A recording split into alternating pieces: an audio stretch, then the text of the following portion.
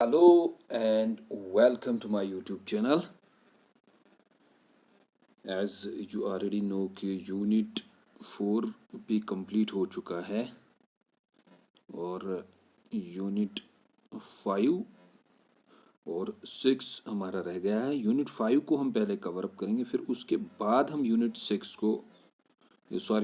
को पहले हम पढ़ेंगे, फिर यूनिट 5 को पढ़ेंगे। यूनिट 6 में आपको स्कीम्स पढ़ने हैं, इसमें खाली स्कीम्स रखी गई। स्कीम्स उससे पहले आपको ये समझना है गवर्नमेंटल, नॉन गवर्नमेंटल, ठीक है।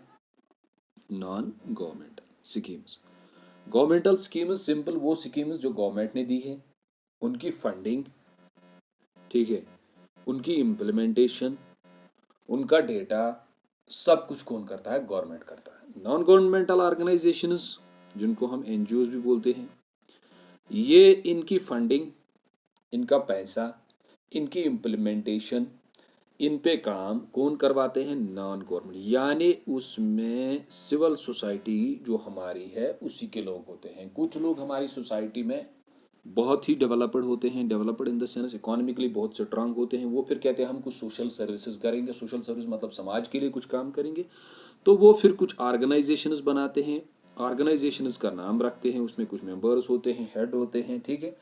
तो वो फिर उन एनजीओज को चलाते हैं। क्यों? क्योंकि उनका मकसद क्या होता है? उनका मकसद होता है सोसाइटी में कुछ काम करना, सोसाइटी के लिए कुछ काम करना, ह्यूमैनिटी के लिए कुछ काम करना, सोशल वेलफेयर के लिए कुछ काम करना, ठीक है। उनको हम बोलते हैं एनजीओज। ये उसके बाद आपको स्कीम्स समझने हैं कि स्कीम्स क्या होती हैं, कौन कौन सी स्कीम। और टॉपिक नंबर 1 में आपको रखे गए हैं जैसे medical health care, foster adoption, institutional health care, children and children rights, ठीक है। तो पहले यूनिट में जो यूनिट नंबर 6 में जो पहला टॉपिक है वो बच्चों पे रखा गया। बच्चों पे क्या स्कीम्स है, क्या क्या कौन कौन सी स्कीम है, कौन सी गवर्नमेंटल स्कीम है, कौन सी नॉन गवर्नमेंटल स्कीम है, उन्हीं को पहले समझना है, ठीक है। तो इस वीडियो लेक्चर में हम पहले क्या समझेंगे? पहला जो हम समझेंगे वो समझेंगे फॉस्टर केयर स्कीम, ठीक है। फॉस्टर केयर स्कीम जो है इसी को पहले समझेंगे। Foster care is family based non institutional, याद रखिए फैमिली बेस्ड। ये फैमिली बेस्ड है, मतलब इसमें बच्चों को क्या किया जाता है? बच्चों को रखा जाता है फैमिलीज में। फैमिलीज, नॉन इंस्टीट्यूशन का मतलब होता है जैसे अगर आप देखोगे, अगर हमारे सीनियर सिटीजन, एग्जाम्पल से समझते हैं, सीनियर सिटीजन मतलब जो ओल्ड एज लोग हैं, कुछ ओल्ड एज लोगों की ये प्रॉब्लम होती है, उनको फिर बच्चे छोड़ देते हैं, बच्चे उनको उस एज में छोड़ देते हैं, उनके साथ नहीं रहते। तो एक सोशल प्रॉब्लम है। स्टेट का उनको वेलफेयर देखना है, स्टेट की रेस्पॉन्सिबिलिटी है, डेमोक्रेसी में रेस्पॉन्सिबिलिटी है स्टेट की, गवर्नमेंट की, कि इनका भी केयर करना है। क्यों? क्योंकि फंडामेंटल राइट है एक इंडिविजुअल को एक रेस्पेक्टफुल लाइफ और एक अच्छी ज़िंदगी गुजारना एक कंट्री का राइट है। वो उसमें एक कंट्री का उसका हर राइट है, और स्टेट की भी रेस्पॉन्सिबिलिटी है, जैसे डीएसपीज में तुम लोग पढ़ते हो। तो स्टेट क्या करेगा? उसके लिए स्टेट बनाएगा ओल्ड एज हाउस। जब ओल्ड एज हाउस बनाएगा तो फिर उनमें उसी में उनको रखा जाएगा, फिर वहाँ डॉक्टर भी होगा, कुछ एम्प्लॉयज़ भी होंगे। तो जब इसको इन्होंने इंस्टीट्यूशन इस ओल्ड एज हाउस में रखा, इसको बोलते हैं इंस्टीट्यूशनलाइजेशन। फोस्टर स्कीम में क्या है? फोस्टर स्कीम में कोई भी इंस्टीट्यूशन नहीं बनाया जाता है सर। फिर इनको कहाँ रखा जाता है? इनको फैमिलीज में ही रखा जाता है। इसीलिए हम इसको बोलते हैं non institutional child care programme. इसमें कोई भी बिल्डिंग आपको नहीं मिलेगी, कोई भी इंस्टीट्यूशन आपको नहीं मिलेगा जहां इनको रखा जाता है। फिर कहाँ रखा जाता है? फैमिलीज में। देखिए कैसे, दैट प्रोवाइड टेम्पररी, ये टेम्पररी और substitute care for children in difficult circumstances. For example, children whose parents are unable to care for them. Sir किसको रखा जाता है? देखिए, एक बच्चा है, उसके पेरेंट जो हैं, सोशियोलॉजी में हम इस तरह से डिनोट करते हैं मेल, ये हो गया फीमेल, ठीक है। ये मैंने आपको पढ़ाया था मैरिज में। तो ये पेरेंट जो है, ये इनका बच्चा है, लेकिन ये इसका केयर नहीं कर पाते हैं। इनकी कुछ डिफिकल्ट सर्कमस्टेंसेस हो गई। सर डिफिकल्ट सर्कमस्टेंसेस मतलब जैसे इनका ब्रेक डाउन हो गया, ये अलग अलग रहना चाहते हैं, इनके बीच में लड़ाई हो गई, इनके घर में लड़ाई होती है, इनका आपस में कॉन्फ्लिक्ट हो रहा है। तो ये बच्चे का केयर नहीं कर पाते हैं, तो उस दौरान क्या किया जाता है, इस बच्चे को क्या किया जाता है, इस बच्चे को किसी और फैमिली में रखा जाता है, जैसे इसकी और जो रिलेटिव फैमिली उनके साथ रखा जाएगा, जब तक इन लोगों का मसला जो है वो सुलझ जाएगा, ये इनकी सिचुएशन इंप्रूव हो जाएगी, फिर इसको वापस लाया जाता है अपनी फैमिली में। उसी को हम बोलते हैं फोस्ट केयर स्कीम। समझ में आया? इसको बच्चे को हम किसी इंस्टीट्यूशन में नहीं रखते, इसको तब तक किसी फैमिली के साथ रखा जाता है, उसकी एक्सटेंडेड फैमिली जो उनकी ज्वाइंट फैमिली है, या किसी रिलेटेड फैमिली के साथ, अनरिलेटेड फैमिली के साथ। आया समझ में? सिंपल यही है। For example children whose parents are unable to care for them due to illness, बीमारी कुछ हो सकती है, किसी इन दोनों में से किसी की डेथ हो गई उसकी वजह से, ठीक है। Decision of one parent or में इमोशनल क्राइसिस, कोई इमोशनल क्राइसिस हो गई घर में, तो तब तक इस बच्चे को क्या किया जाता है, इसको दूसरी फैमिली के साथ रखा जाता है, उसी को हम फोस्टर केयर स्कीम बोलते हैं, ठीक है। सिंपल कंसेप्ट है, कोई उतना तोफ ये नहीं है। अच्छा, देन उसके बाद foster is different from the adoptation. Foster को याद रखिएगा, फोस्टर अलग है, अडॉप्टेशन अलग है। अडॉप्टेशन मतलब किसी ने बच्चे को अडॉप्ट किया, जिसको हम फिक्टिव किन्स बोलते हैं सोशियोलॉजी में, उसने उसको अडॉप्ट किया, उसका कोई बच्चा नहीं है, फिर बच्चे को लिया या उनके क्राइसिस हो गए। अडॉप्ट मतलब उन्होंने इसको फुली घर में रखा है। फोस्टर सम टाइम के लिए रहेगा, जब तक इसकी घर की हालत ठीक होगी, ये फिर वापस दोबारा रिहेबिलिटेट किया जाएगा, इसको उसी फैमिली में वापस रखा जाएगा, ठीक है। Poster care is different from adaptation where the child serves all ties with his natural biological, ठीक है, नेचुरल पेरेंट्स के साथ, and it is universally acknowledged that a child needs a family for his or her growth and development। क्योंकि उसको family चाहिए। क्यों चाहिए? एक बच्चे का ग्रोथ, उसका डेवलपमेंट जो है वो फैमिली में ही होता है। सर ग्रोथ एंड डेवलपमेंट कैसे? उसकी ग्रोथ, उसको खाना वही दे सकती है, उसका डेवलपमेंट, इमोशनल डेवलपमेंट, लैंग्वेज उसको फैमिली सिखाती है। जो भी आपके पास अभी पर्सनैलिटी है, it is output of your family, ठीक है। ये इसमें 80%, 90%, 50% जो है वो फैमिली का आउटपुट है। The foster care in a family is being widely recognized as a preferred alternative to the institutionalization।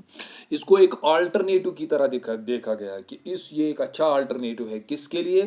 बच्चों को क्या करना, इंस्टीट्यूशंस में रखना, चाइल्ड हाउसेज में रखना, वहां रखने से बेहतर है इन बच्चों को कहाँ रखा जाए, फैमिलीज में ही रखा जाए, ठीक है। चलिए ध्यान, in Indian context where the family bond and ties are strong, क्योंकि इंडिया में जो है हमारे यहाँ फैमिली बॉन्ड बहुत स्ट्रांग होता है। फैमिली बॉन्ड मतलब यहाँ आपकी फैमिली, आपके पेरेंट्स, आपके अंकल, आपके आंटीज, सब के साथ एक अच्छा बॉन्ड होता है, ये स्ट्रांग बॉन्ड है। Family care may take the form of kinship care, ठीक है, ये किनशिप केयर, रिश्तेदारी, where a relative or family members will with financial assistance can be motivated to care for the child in the need of care and adoption। India में हमारी family bond बहुत अच्छा है। हर किसी कल्चर में, यहाँ अगर आप जाओगे किसी भी कल्चर में फैमिली बॉन्ड अच्छा है। तो इंडिया में इजी है, इससे बेहतर है कि हम कोई इंस्टीट्यूशन खोले, वहाँ बच्चों को रखे। यहाँ ये बेहतर है कि यहाँ इन्हीं फैमिलीज को पैसा दिया जाए गवर्नमेंट की तरफ से कि ये लोग क्या करें, ये लोग इन बच्चों का क्या करें, केयर करें, ठीक है। इनके ही रिश्तेदारों में इनको रखा जाए जब इनकी क्राइसिस या प्रॉब्लम्स होगी, ठीक है।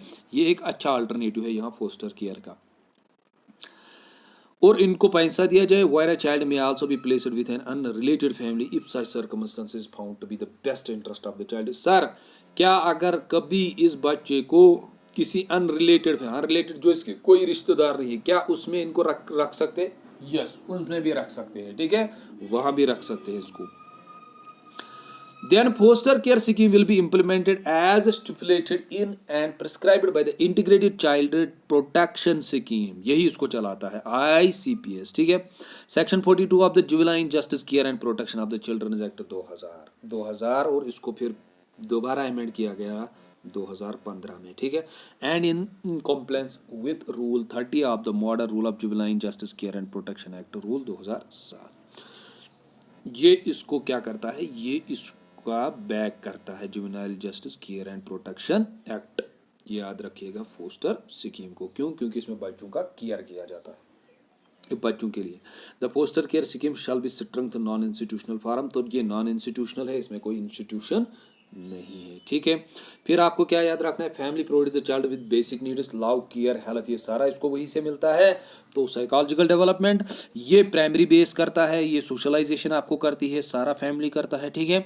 और फोस्टर केयर जो है ये नॉन इंस्टीट्यूशनल है। नॉन इंस्टीट्यूशनल मतलब इसमें कोई बिल्डिंग नहीं है जहाँ बच्चों को रखा जाता है। इसमें कहाँ बच्चों को रखा जाता है, फैमिलीज में रखा जाता है, ठीक है। इसीलिए इसको कहते हैं foster care is a family as a child welfare service is viewed as alternative to the institutional care. बस इतना इसमें याद रखना है। देखिए अब इसमें जो इम्पोर्टेंट है वो क्या याद रखना है आपको, वो ये आपको याद रखना है। Name of the scheme already आपको पता ही है। एलिजिबिलिटी क्राइटेरिया, इस स्कीम में सर इस स्कीम में किस किस बच्चे को रखा जाता है वो आपको याद रखना है। देखिए Children in need of the care and protection as defined in Section 2 of the Juvenile Justice Care and Protection Act 2000 in the group age group आप जो कहाँ से हो सकता है 0 से 18 तक, may be extended to the 21 years तक भी हो सकता है इन बच्चों को जो 21 ईयर्स तक हैं।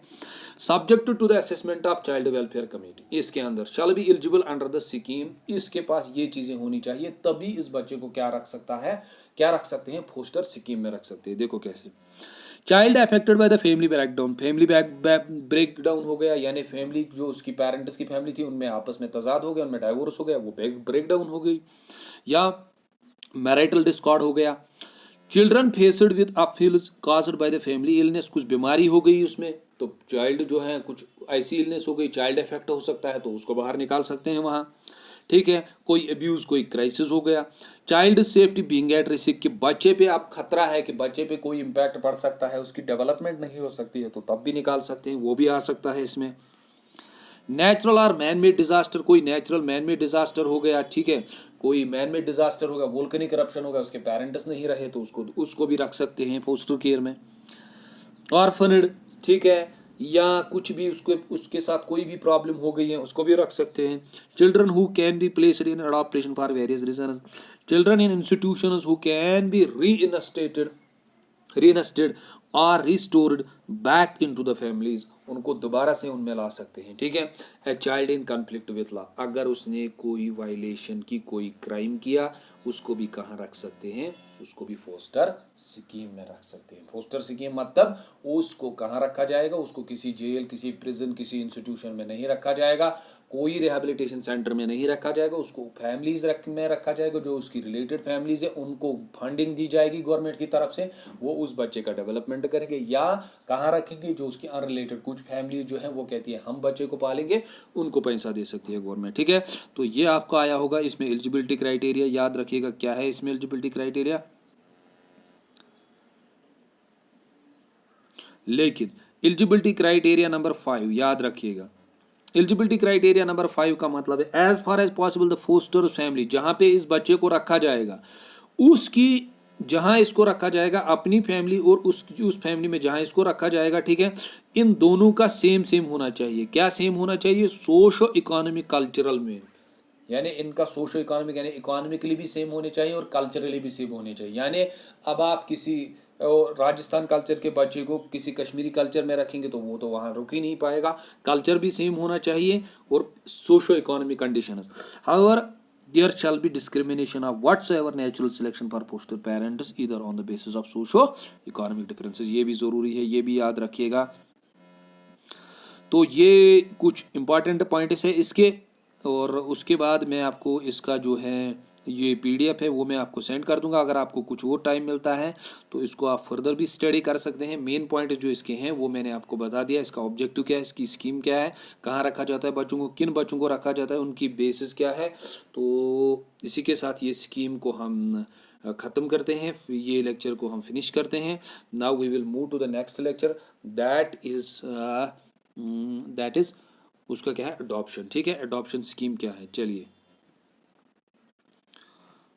तो अडॉप्शन स्कीम को हम समझते हैं। अडॉप्शन स्कीम क्या है, सॉरी गाइस, चलिए उससे पहले हम इसको समझते हैं। ये क्या है, इंस्टीट्यूशनल केयर। इंस्टीट्यूशनल केयर जो स्कीम है इसको समझते हैं। इंस्टीट्यूशनल केयर स्कीम क्या है।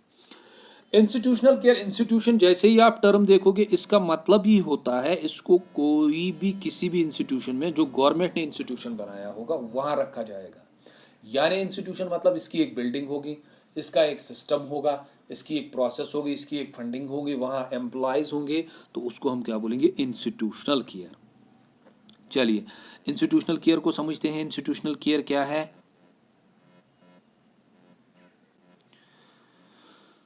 Institutional care, individuals with physical, mental or developmental disabilities receive institutional care in collective living setting। देखिए वहां पे जो बच्चा था वो ठीक था, लेकिन यहाँ का जो बच्चा है जिसको इंस्टीट्यूशनल केयर में रखा जाएगा, ये इसकी यहाँ कोई फिजिकल प्रॉब्लम होगी या कोई मेंटल प्रॉब्लम होगी या डेवलपमेंटल डिसेबिलिटी होगी। डेवलपमेंटल डिसेबिलिटी मतलब जब ये बच्चा का डेवलपमेंट हो रहा था, फिजिकली ये बढ़ रहा था, मेंटली बढ़ रहा था, उसमें कोई डिसेबिलिटी हो गई, उसमें कोई प्रॉब्लम रह गई, इसकी टांग में कोई प्रॉब्लम रह गई, इसकी मेंटल में कोई प्रॉब्लम रह गई।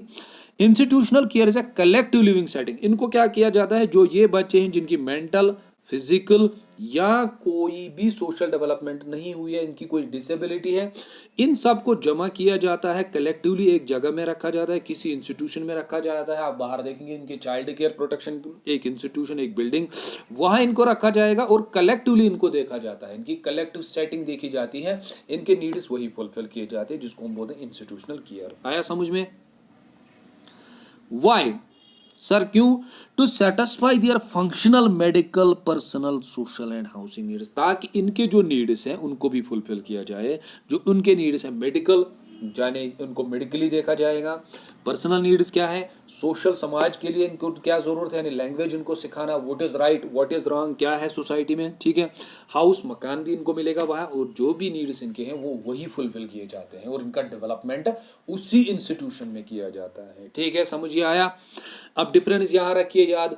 फोस्टर में बच्चा ठीक होता है, उसकी कोई प्रॉब्लम नहीं होती है, वो बेचारा किसकी वजह से इम्पैक्ट होता है, फैमिली की वजह से, उसकी फैमिली डिस्टर्ब होती है, फैमिली में कोई डेथ होती है, इमोशनल क्राइसिस होती है, उसकी वजह से उसको दूसरी फैमिली में रखा जाए। यहाँ किसको रखा जाता है इंस्टीट्यूशनल केयर में, जिसकी कोई फिजिकल, मेंटल डिसेबिलिटी होगी। ठीक है,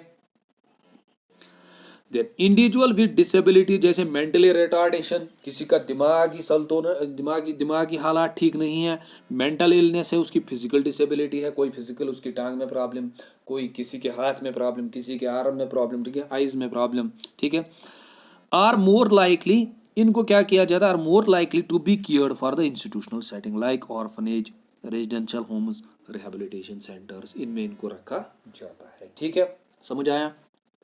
ठीक। Dormitory type of accommodation should be, और इनको वही एकोमोडेशन जैसे हॉस्टल्स में एकोमोडेशन होती है ना, उसी तरह से इनको एकोमोडेशन दी जाती है। एक इनका बेड खाने के लिए, एक इनका किचन बनाया जाता है, वहाँ वहाँ वो खाते हैं, सब आते हैं, सब टाइम पे खाते हैं। एजुकेशन दी जाती है इनको, वहाँ एक बेड दिया जाता है, एक कमरा दिया जाता है सोने के लिए, सब कुछ उनको वहीं पे प्रोवाइड किया जाता है। ठीक है, तो वहाँ फिजिकल इंफ्रास्ट्रक्चर कैसे होता है, जैसे हम physical infrastructure provided under juvenile justice act. Sir, क्या पोस्टर जो इंस्टीट्यूशनल केयर है वहाँ इनको किस स्कीम के तहत प्रोवाइड किया जाते हैं, ये चीज़ें अगर आपसे ये पूछा जाएगा, वही जुवेनाइल जस्टिस एक्ट 2015, जो जुवेनाइल जस्टिस एक्ट बनाया गया उसी में ये रखा गया कि बच्चे जिनकी ये प्रॉब्लम है, जो मेंटली फिजिकली वीक है, डिसेबल है, उनके लिए एक इंस्टीट्यूशन बनाया जाए, एक मकान, एक बिल्डिंग बनाई जाए, वहाँ उनको सारी फैसिलिटीज़ प्रोवाइड किए जाए। कौन बोलता है ये, किसके अंडर? Juvenile justice act 2015। ये पॉइंट याद रखिएगा, यहाँ से क्वेश्चन आ सकता है, ये इंपॉर्टेंट पॉइंट है।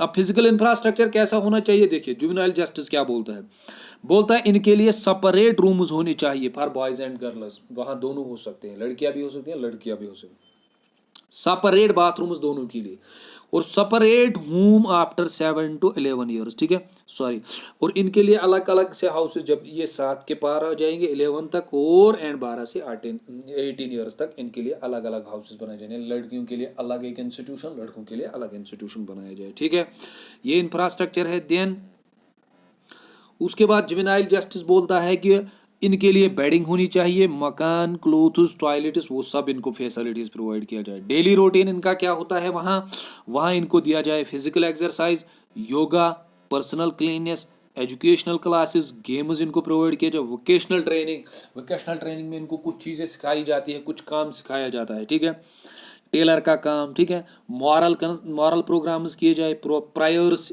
जो जिस कल्चर का है वो प्रायर्स करेगा, ठीक है। अच्छा, स्पेंड प्रोग्राम्स ऑन संडेज में इनको प्रोग्राम्स किए जाते हैं, फेस्टिवल्स मनाए जाते हैं और इनके बर्थडेज भी वहाँ मनाए जाते हैं। कौन ये कहता है? कौन? जुवेनाइल जस्टिस एक्ट 2015, ठीक है। इन इंस्टीट्यूशंस में सर एजुकेशन इनकी होती है, yes, every type of education इनको दी जाती है, चाहे रिलीजियस हैं चाहे वो एजुकेशन है, दोनों कर सकते हैं। मेडिकल, मंथली मेडिकल चेकअप होता है इनका यहाँ वहाँ।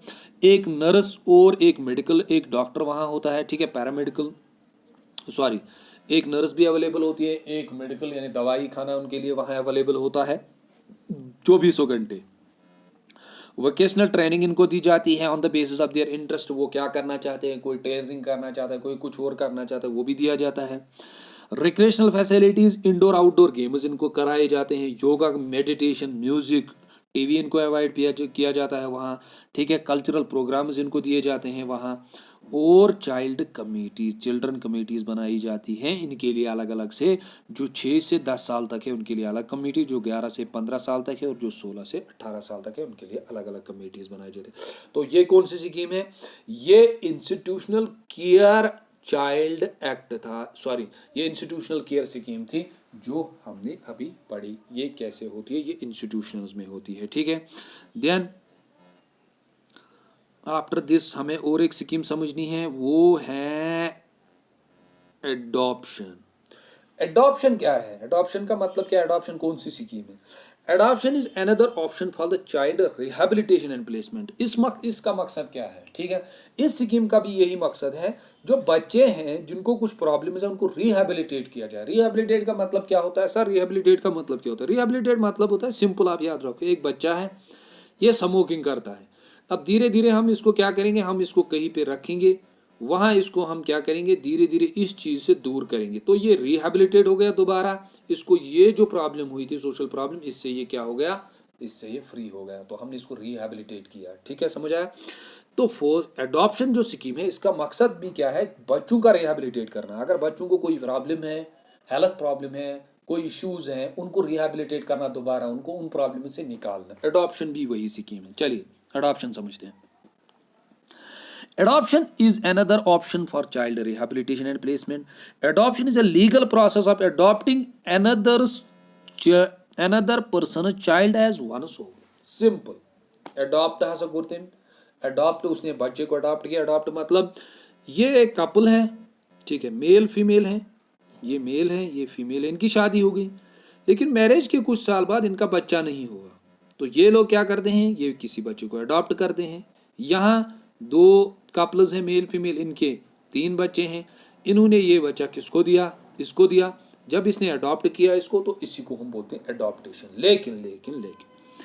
लेकिन जरूरी ये है, इंडिया में ये जरूरी है, इसके लिए ये जरूरी है क्योंकि इंडिया में बच्चों का वेलफेयर देखा जाता है, juvenile justice care and protection act है, उसके तहत जरूरी है इनको इस बच्चे की पहले रजिस्ट्रेशन करानी होगी, ठीक है। इसकी रजिस्ट्रेशन होनी चाहिए, बच्चा कहाँ से लिया है, किससे लिया है, तभी ये बच्चे को क्या कर सकते हैं? अडॉप्ट कर सकते हैं। क्यों? क्योंकि इंडिया में क्या है? Juvenile justice care and protection act, बच्चों का प्रोटेक्शन, बच्चों का डेवलपमेंट। समझ में आई बात? चलिए उसी को समझते हैं। तो सिंपल, इन्होंने बच्चे को अडॉप्ट किया, is a process of adopting. आपने किसी कपल ने किसी का बच्चा अडॉप्ट किया एज ए वन ओन, अपना जैसा। So adoption is a both socio religious and legal process in India. ये दोनों यहाँ अलाउड है, सोशो रिलीजियस यानी religion and legal process. Legally भी कर सकते हैं, कोर्ट में लीगल अलाउड करता है, कॉन्स्टिट्यूशन अलाउड करता है। This strategy has a lot of success in India for rehabilitating. ये एक बहुत बड़ी स्ट्रेटजी है इंडिया में जिसने रिहेबिलिटेट किया बच्चों को। कैसे? जैसे किसी के पेरेंट्स थे, इनकी डेथ हो गई, इनका बच्चा जो था, इनके 2 बच्चे थे, इनका क्या होगा? अब कोई फैमिली आ गई, उनके पास कोई बच्चा ही नहीं है। पहले क्या करना था स्टेट को? इनको क्या करना था? इनको रिहेबिलिटेट करना था, इनको बचाना था, इनको किसी सेंटर में रखना था, इनको पैसे देने थे, खर्चा उठाना था। तो ये फैमिली क्या करती है? ये फैमिली इन बच्चों को लेके जाती है, इनको अडॉप्ट करती है, तो ये एक बड़ा रिहेबिलिटेशन सेंटर बन गया इंडिया में। समझ आई बात? इसीलिए हमने यहाँ पे लिखा है, क्या लिखा है? The strategy has a lot of success in India. ये बहुत कामयाब हुई, किसके लिए? रिहेबिलिटेशन। किनको? ऑर्फनर जो हैं, जो भी बच्चे हैं। The adoption parents are the child parents, adopt parents फिर child parents, even though they are not blood relatives. Blood relatives मतलब ये उनके ब्लड खून के बच्चे नहीं हैं, लेकिन ये इनके क्या हैं, ये इनके ब्लड रिलेटिव्स नहीं, फिर भी ये इनको क्या करते हैं, rehabilitate. According to the adoption regulation 2017, ये याद रखिए, इंडिया में जो है वो अडॉप्शन रेगुलेशन है 2017, उसके मुताबिक क्या है ये एक्ट, इसके मुताबिक आप बच्चे को अडॉप्ट कर सकते हैं, लेकिन कैसे वो ये बताएगा खुद। The fundamental principles governing the adoption of children from India are the child is best interest. पहले बेस्ट इंटरेस्ट मतलब चाइल्ड के इंटरेस्ट उसको देखा जाएगा, क्या वो जाना चाहता है, ठीक है, नहीं जाना चाहता है उसको देखा जाएगा, पहले उसके इंटरेस्ट को। Shall be Paramount concentration while processing in adaptation placement. पहले बच्चे को इंटरेस्ट देखा जाता है, वो जाना चाहता है नहीं जाना चाहता, वो इंपॉर्टेंट मैटर करेगा। देन उसके बाद preference shall be given to placing the child in adoption. किसको प्रेफरेंस दी जाती है, बच्चे को प्रेफरेंस देनी चाहिए। Placing in the child adoption with Indian citizens, वो कहाँ रहे, अगर वो इंडिया का है, इंडियन सिटीजन्स, इंडियन के लोगों के साथ रहे। With due regard to the principles of placing the child in own socio cultural environment, ताकि वो अपने कल्चरल एनवायरनमेंट में रहे, उसको कोई प्रॉब्लम ना हो, ठीक है। All adaptation must be recorded. अगर अब कोई बच्चा किसी को अडॉप्ट करता है, on the child adaptation resource, उसको उसकी रजिस्ट्रेशन करानी है, रिकॉर्ड बनाना है, कहाँ, the child adaptation resource information and guidance system. याद रखिएगा, किसी को भी अगर बच्चा अडॉप्ट करना है, पहले उसको क्या करना है, all the adoption must be record, वो रिकॉर्डेड होने चाहिए, कहाँ, child adoption resource information and guidance system, ठीक है, जिसको हम सिंपल में क्या लिखते हैं, CARINGS, ठीक है, CARINGS. And authority must keep information confidential. वो अथॉरिटी जो है वो इस इंफॉर्मेशन को कॉन्फिडेंशियल रखती है, मतलब वो शेयर नहीं करती है कि ये कहाँ से आया है क्या है, वो अपने पास रखती है। According to the guidelines of CARA, ठीक है, इसके मुताबिक द ऑनलाइन, जो ऑनलाइन अडॉप्शन प्रोसेस है is facilitated by SAA in the district. ये अवेलेबल आपको करता है कि ये ऑनलाइन सिस्टम आया तो ये चीज़ अडॉप्ट कर, ये गाइडलाइन ऑनलाइन अडॉप्ट करती है कि किस तरह से प्रोसीजर है, किस तरह से एक फैमिली बच्चे को अडॉप्ट कर सकती है। The children eligible for adoption includes any orphan, जो भी ऑर्फन है, ठीक है, और सरेंडर्ड है, child declare legally free to adopt by the concerned CWC concerned यानी डिस्ट्रिक्ट्स में जो होता है वही बताएगा। A child is a relatively defined under sub section 15(2) of the section 2 of the JJ act. JJ act मतलब child कौन है, वो जुवेनाइल जस्टिस एक्ट आपको बताता है। And a child is a spouse from A previous marriage surrendered by the biological parent for the adaptation. कभी कभी ये भी हो जाता है कि पेरेंट जो हैं उनकी डेथ नहीं होती है, वो क्या कहते हैं, वो खुद ही कहते हैं हम ये बच्चा जो है अडॉप्टेशन के लिए दे रहे हैं, अगर कोई लेना चाहता है वो उसको ले सकता है। तो ये स्कीम जो है ये अडॉप्टेशन की स्कीम है। 3 स्कीम्स को हमने कवर अप किया। किस किस को किया हमने, पहले हमने किया इंस्टीट्यूशनल, पहले हमने किया फॉस्टर केयर को, फिर किया इंस्टीट्यूशनल केयर को, वो दोनों अपोजिट थे, इसीलिए मैंने आपको उनको पहले समझाया। फिर अब मैंने लास्ट में आपको अडॉप्टेशन, अब इसमें मेडिकल हेल्थ रह गया, ठीक है, उसको हम नेक्स्ट करेंगे। और उसके साथ साथ हम चिल्ड्रन एक्ट, ये हमने ऑलरेडी पढ़ा था, चिल्ड्रन राइट्स भी हमने पढ़ा था, लेकिन दोबारा मैं वो आपको पढ़ाऊँगा, ठीक है, तो उसको हम नेक्स्ट वीडियो में करेंगे। Okay, thanks to all of you. Channel को सब्सक्राइब करते रहिए, लाइक करते रहिए, कमेंट्स करते रहिए और फ्रेंड्स के साथ शेयर करते रहिए। Okay, thank